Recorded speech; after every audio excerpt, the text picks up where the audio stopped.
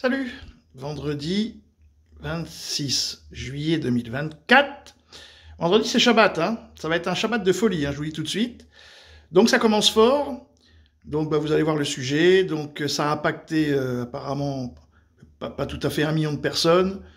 Il n'y a pratiquement pas de train pour Londres, ni pour Strasbourg, il n'y a pas de train pour Bayonne, il y a peu de trains pour tout ce qui est l'ouest de la France, et il n'y a que le tronçon TGV Est pour les Lyon ou Marseille qui a été apparemment épargné.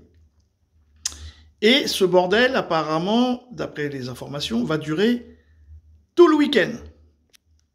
C'est beau, hein? Bon, moi après, à part vous donner les informations, moi j'en pense pas grand-chose pour le moment parce qu'il faut un petit peu de recul. C'est coordonné. Bon, mais voilà le sujet. On sait que ce sont des faits qui se sont déroulés cette nuit vers 4 heures du matin. C'est la SNCF qui a été avisée via ses agents de plusieurs faits qui se sont déroulés de manière simultanée, concomitante. Quand les agents de la SNCF qui sont prévenus qu'il y a un dysfonctionnement sur son réseau, eh bien, ces agents vont constater que des câbles ont été coupés, puis brûlés. Des câbles ont également été volés dans des chambres de tirage. Ça se passe en Eure-et-Loir, Meurthe-et-Moselle, Pas-de-Calais, plus précisément dans 3 communes, Pagny, Croisilles et Courtalin. Ce sont des actions à la fois coordonnées, simultanées et préméditées. Préméditées, pourquoi? Parce que ces dégradations, elles ont eu lieu dans un endroit stratégique, sur des lieux stratégiques, à des bifurcations, des intersections, ce qui implique que l'impact est beaucoup plus important. En tout, en fait, ce sont 4 actes qui ont été, ou tentatives d'actes qui ont été déjoués. Enfin, en tout cas, il y a un acte déjoué, 3 actes qui sont avérés.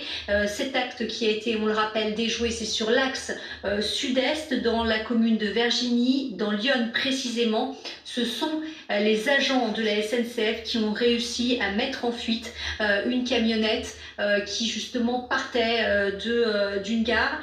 Tous les engins incendiaires ont été retrouvés sur place, dans les lieux où les actes de sabotage ont eu lieu.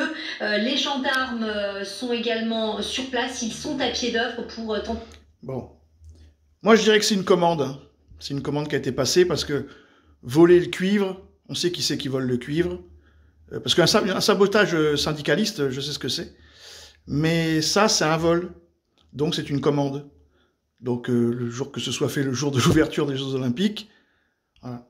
Je pense que c'est toujours les réseaux Gladio, hein, mais ça c'est perso. Salut les amis.